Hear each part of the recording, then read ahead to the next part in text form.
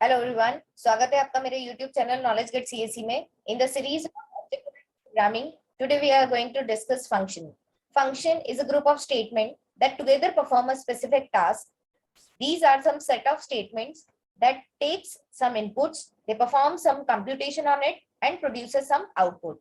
Each and every program has at least one function which is known as main function. Apart from main function, the programs may contain many user defined functions.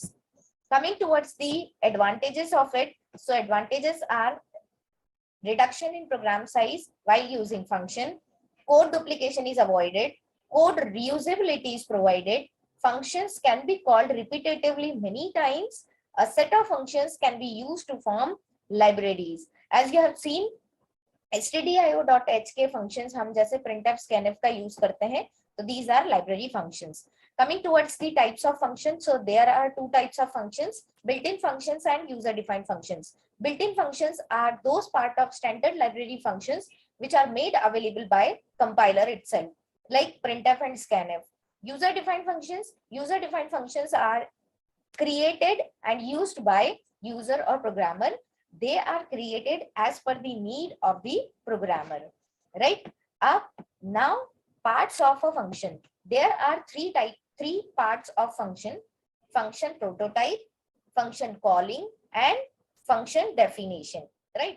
Function prototype or function declaration is sometimes optional and sometimes essential.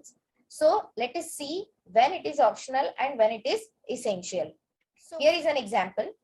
Here in the main function, I have declared two variable a and b. I am taking input in a and b, and suppose I want to calculate sum on it, right? So that is why I have called a function add, जिसमें हमने as a parameter a और b की value को पास किया है.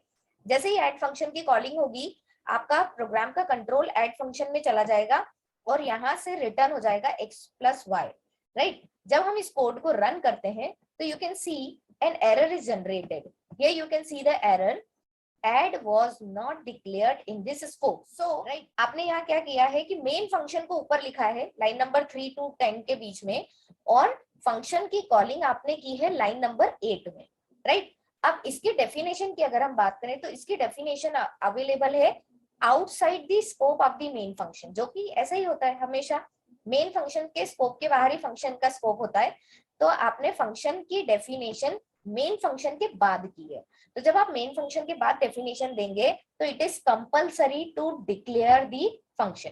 अब function को दो तरह से डिक्लेयर किया जा सकता है. या तो आप मेन के आउटसाइड डिक्लेयर कीजिए, तो पहले उसका रिटर्न टाइप लिखते हैं, फंक्शन का नेम लिखते हैं और उसमें किस टाइप के आर्ग्यूमेंट्स आने वाले हैं. तो आप देख सकते हैं यहाँ पे टू इंटीजर आर्ग्यूमेंट दिख रहे हैं, तो हमने यहाँ पे लिख दिया इंटीजर कॉमा इंटीजर और लगा दिया आउटसाइड दी ब्रैकेट, लगा दिया semicolon. This is called function prototyping. तो एक तो फंक्शन प्रोटोटाइपिंग लाइन नंबर 3 में की जा सकती है, और सेकंड हम कहाँ कर सकते हैं? सेकंड हम कर सकते हैं inside the main function, right? Inside the main function भी अगर आप करते हैं तो भी ये कोई एरर जनरेट नहीं करेगा. अब हम इस प्रोग्राम को रन करके देखते हैं. तो here you can see it is working perfectly fine. Let us input to values. ठीक है, तो जैसे ही हमने 2 और 3 इनपुट दिया तो सम उसने कैलकुलेट करके बता दिया 5, है ना? तो now let us check the case where the prototyping of the function is not compulsory, this is optional, right?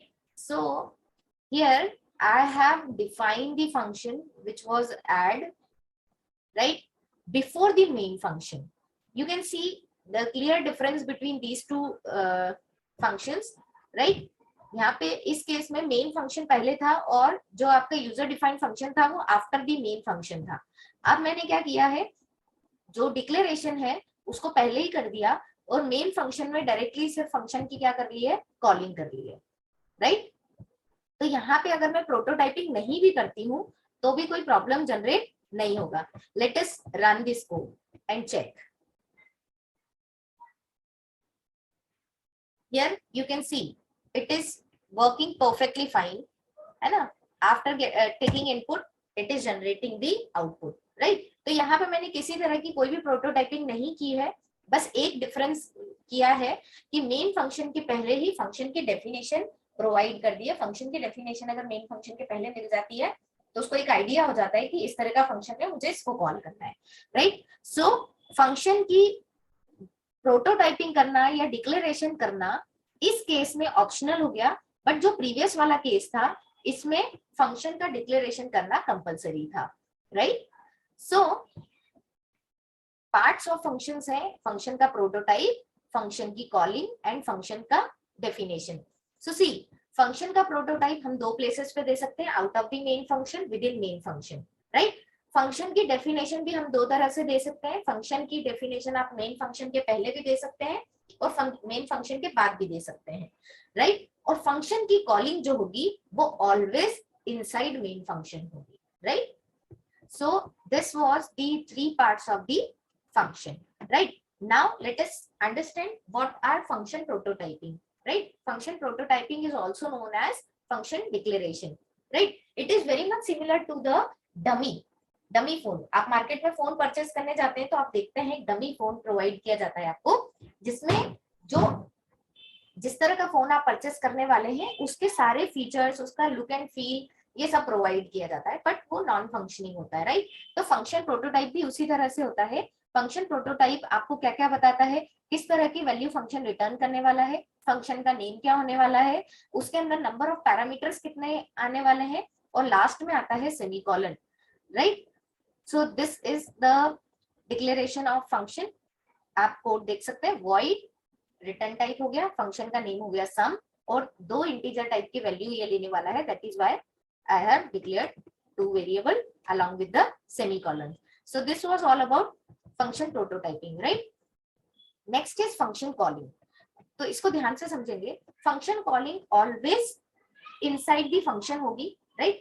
और इसमें किसी भी तरह का रिटर्न टाइप देने की जरूरत नहीं होती है, आपको सिंपल फंक्शन का नेम लिखना होता है, और अगर कोई पैरामीटर आपके फंक्शन में है तो वो पैरामीटर या आर्ग्यूमेंट आपको पास करने होते हैं, राइट। तो ये हमेशा मेन फंक्शन के अंदर होगा।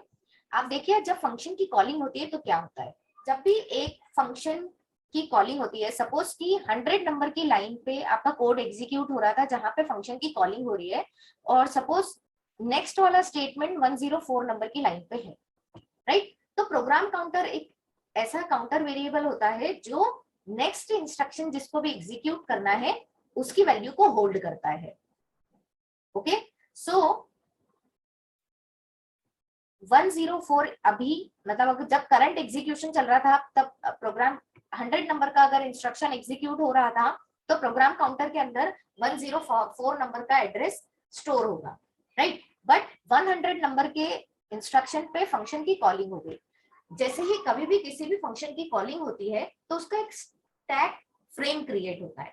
स्टैक फ्रेम में क्या होता है, जितने भी लोकल वेरिएबल्स आपके फंक्शन में यूज हो रहे हैं उनकी वैल्यूज होती है, फंक्शन का जो भी रिटर्न टाइप होता है उसकी वैल्यू होती है।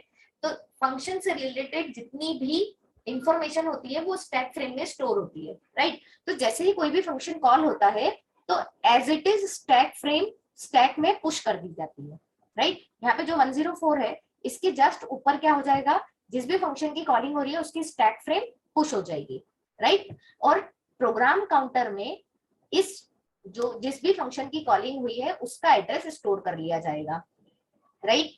ये जो 104 है ये एड्रेस कहाँ पे पुश कर दिया गया है, स्टैक में। 104 जो है ये स्टैक में पुश कर दिया गया है, राइट। और जो प्रोग्राम काउंटर है उसके अंदर 2000 लोड कर दिया गया है। अब आपका जो कंट्रोल है, प्रोग्राम का कंट्रोल है, ये 2000 नंबर की लाइन पे शिफ्ट हो चुका है। ये सब रूटीन एग्जीक्यूट होगी, मतलब ये जो फंक्शन आपने कॉल किया ये फंक्शन एग्जीक्यूट होगा लाइन नंबर 2000 से लेके 2020 तक। जैसे ही ये 2020 तक अपना एग्जीक्यूशन कंप्लीट कर लेता है प्रोग्राम रिटर्न करेगा कुछ वैल्यू। जैसे ही वो रिटर्न करेगा तो ये 104 जो है ये प्रोग्राम काउंटर में लोड हो जाएगी और प्रोग्राम का मेन एग्जीक्यूशन स्टार्ट हो जाएगा, right. So this was all about function calling. Now how do we actually call function inside the main function. So हम क्या लिखते हैं, सिंपल फंक्शन का नेम और उसके ब्रैकेट में लिख देते हैं पैरामीटर जितने भी हमको पास करने होते हैं वो, राइट। नेक्स्ट होता है फंक्शन की डेफिनेशन। फंक्शन की definition is the actual part based on which your particular function perform a specific task, right. तो सबसे पहले यहाँ पे लिखा जाता है फंक्शन का टाइप, रिटर्न टाइप, राइट, फिर फंक्शन का नेम और उसके ब्रैकेट पे पैरामीटर्स की लिस्ट, राइट, फिर उसके लोकल वेरिएबल जितने भी हैं वो डिक्लेयर किए जाते हैं, फंक्शन की बॉडी और उसका रिटर्न स्टेटमेंट दिया जाता है। आपको एक चीज ध्यान रखनी है, जब भी फंक्शन का प्रोटोटाइप या फंक्शन का डिक्लेरेशन किया जाता है तो यही सेम चीज लिखी जाती है, बस इसके आगे सेमीकोलन लगा दिया जाता है। पर जब फंक्शन की डेफिनेशन दी जाती है तो instead of applying semicolon you will apply opening करली ब्रेसेस, राइट। तो सेमीकोलन के प्लेस पे ओपनिंग करली ब्रेसेस मिल जाता है, जिससे पता चल जाता है कि ये फंक्शन की डेफिनेशन है, राइट। देन इस तरह से फंक्शन की डेफिनेशन दी जाती है। सबसे पहले रिटर्न टाइप लिखा, फंक्शन का नेम, उसके बाद उसकी आर्गुमेंट लिस्ट आ गई, देन जो भी स्टेटमेंट आपको देना है वो दे दिया, और या तो नहीं देना है तो कोई इशू नहीं है, आप सीधे रिटर्न स्टेटमेंट भी दे सकते हैं। इंटीजर टाइप का आपने रिटर्न टाइप दिया था, तो जब भी कैलकुलेशन होगा तो ये इंटीजर टाइप की वैल्यू रिटर्न करेगी, जो कि क्या होगी, ए और बी का sum. So this was all about the function. If you really like my content then please do like, share and subscribe my channel. Thank you.